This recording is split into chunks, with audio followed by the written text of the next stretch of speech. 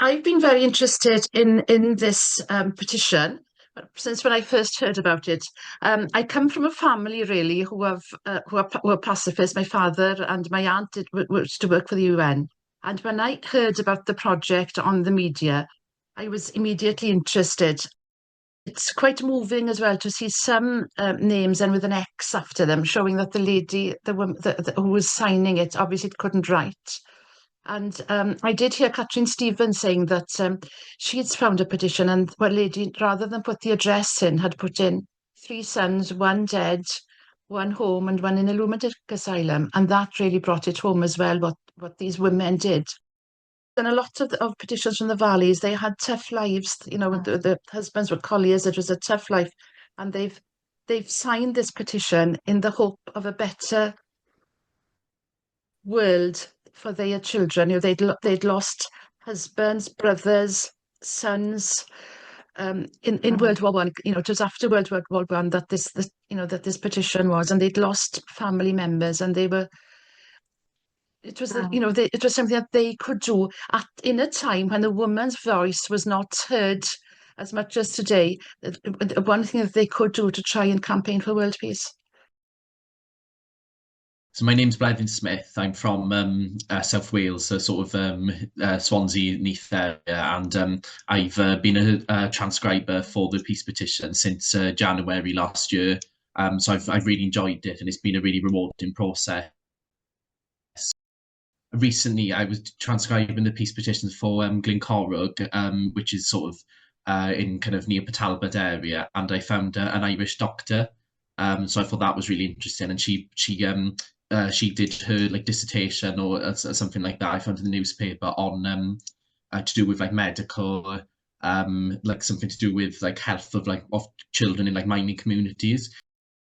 Just be so rewarding, and I think it makes me feel proud, as I said, to see like my family members on it, and and also just I think as like a Welsh person, and just seeing all these classes as well. Like, obviously I transcribe petitions of people from like sort of, living in manors and mansions all the way down to my ancestors who lived in the sort of the courts and the poor parts of the kind of housing courts of Neath and stuff like that. So it's really touching, it's all of society as well. So that's the really lovely part of it too. As a young person, and especially in today's world with everything that's going on, it's wonderful to see that 100 years ago, these women were campaigning for peace, and it's very touching to kind of see how relevant it is today, and also how like across Wales, all these women felt that they felt they wanted their names to be on the petition, whether some of them left their mark, some of them sort of some of them when you're trying to trace them, just sign themselves as like Mrs. Jones from this house, or so and so from this house, and it's just fascinating to see that they were so passionate about wanting peace, and I think it's a very important message for today, and I think like for future generations, and I think I just feel really proud, and I hope to know that I'm descended from those women that signed it, and I'm a part of the new generation. I'm hoping that me and other people will carry on this message.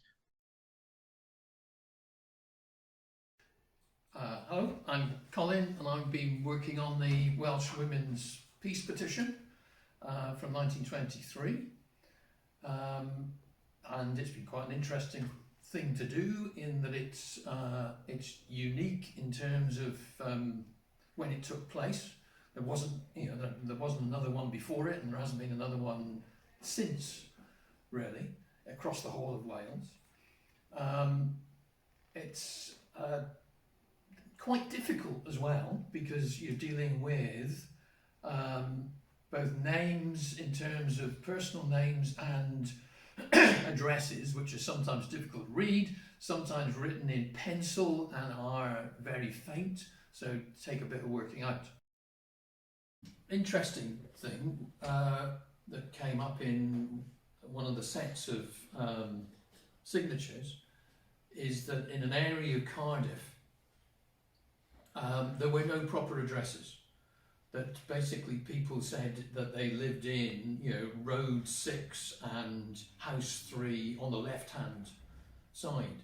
So that intrigued me a bit. So I did a bit of research and found that that area, that suburb of Cardiff, had been bought by Cardiff City Council in 1921, 1922, and a whole load, literally a whole load of cancer houses had been built.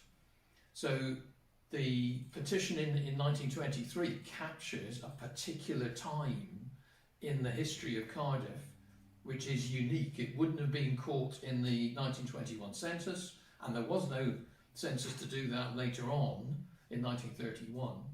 So that's just possibly one example where the Welsh Women's Peace Petition could be a unique resource for researchers in the future.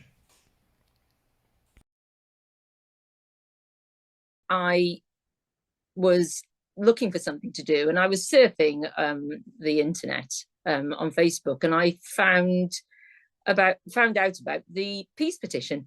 I did my degree in Aberystwyth, education and history, and I was amazed that I had never ever heard about the petition. Never, not once.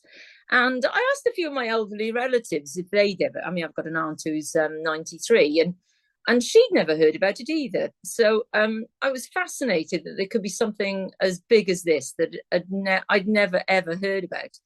And so I became involved because I was really interested, and I'm a bit of a nosy person as well, and I'll volunteer for anything.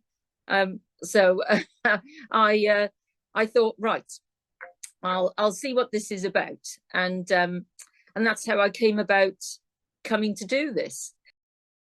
Seeing the numbers go up as well and the fact that there's a Facebook page where if you're not sure about something, you can ask other people what they think as well. So no, it's the whole technology aspect of it interested me as well, because you know, I live in rural Wales, so you don't get many opportunities for things like that. So being able to do it like you can whenever you like, it was a really useful, I thought, and something that, you know, would be something that might be something that other things could be done in the same way.